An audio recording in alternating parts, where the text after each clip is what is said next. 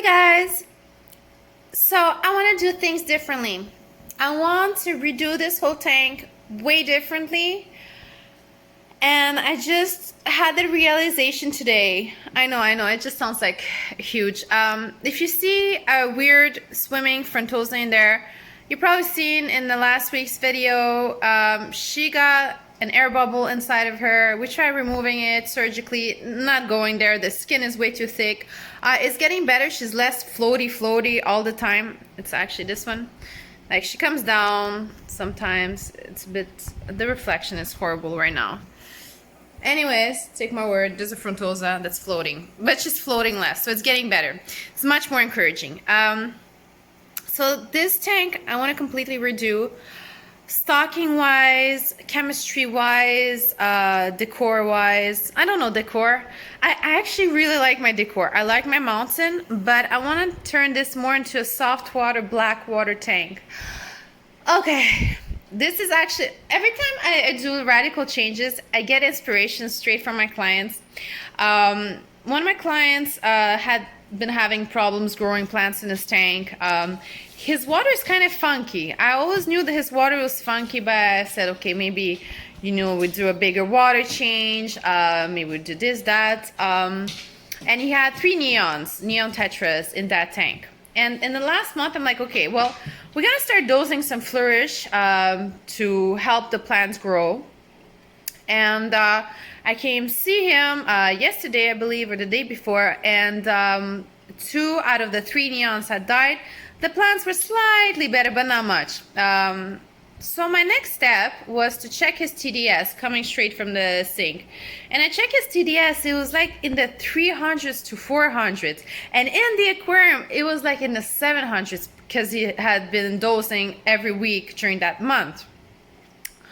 So basically the tap water was very hard, full of minerals and God knows what. I mean, I didn't do a complete chemistry test on his water, but 300-400 was enough for me to know that something wasn't too good. And his fish come from a soft water climate, soft waters of South America. So those were the only ones to go, and that's when we were dosing the tank with fertilizers.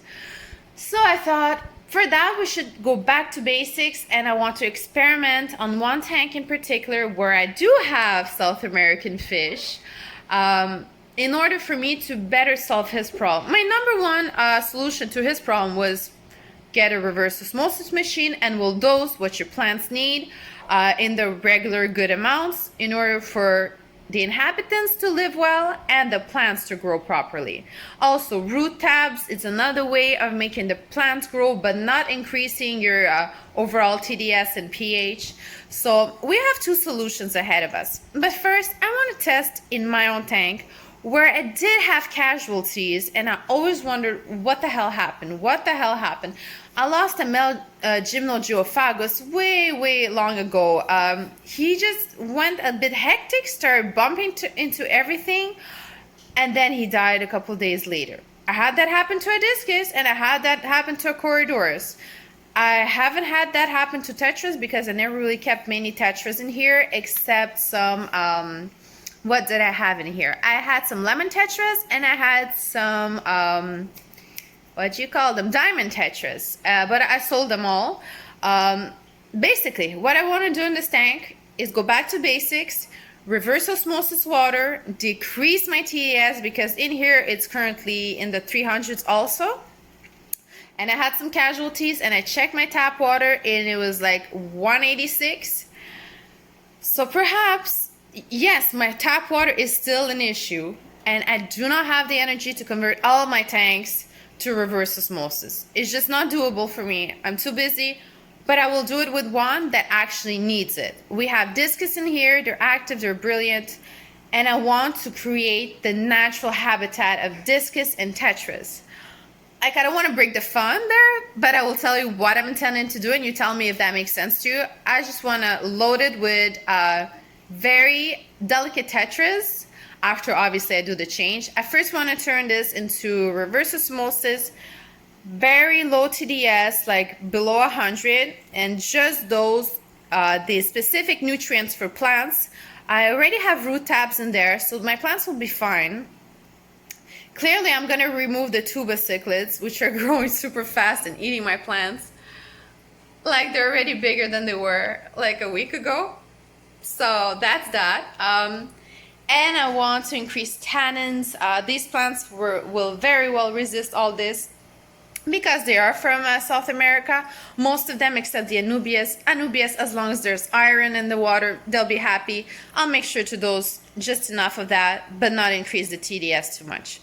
So that's my idea. I want to go back to basics, but redo it properly. I want to mimic nature for a certain amount of time until I figure out what is the actual reaction of the fish versus those changes that lean towards their natural habitat.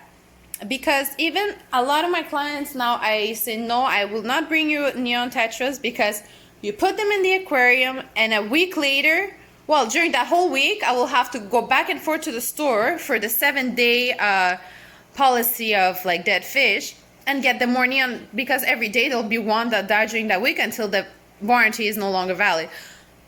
It's a lot of traveling to get neon tetras all the time, because the moment they go in the tank, they first die of stress and then they never acclimate to our current water of Montreal.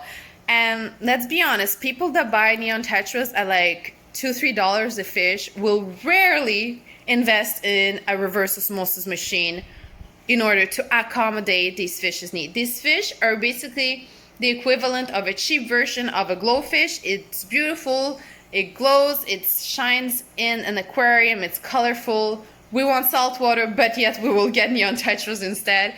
And there's like no research done in order for these fish to actually thrive. So at that price, they just keep buying more and more and more, and the problem is never solved.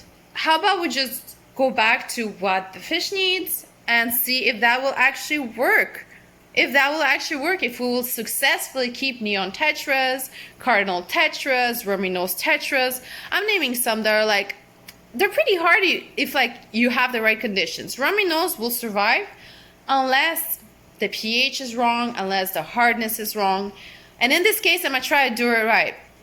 It's gonna be like a several months experiment. You know me, I don't keep my fish super long because I have a very high turnover. My clients want fish, I will get them the fish. If I have them, it's faster than me waiting for them to get shipped to me, acclimatized to this water, and then sold several weeks later. Now, if I have them, they're already acclimated to our water here, let's do this. But I want to do it right for the fish this time, and yeah, basically. Tell me what you think. And don't forget to subscribe. And don't forget to like this video if you liked it. I'm trying my best to be a good fish mama. And yeah, I'll see you around with more news shortly.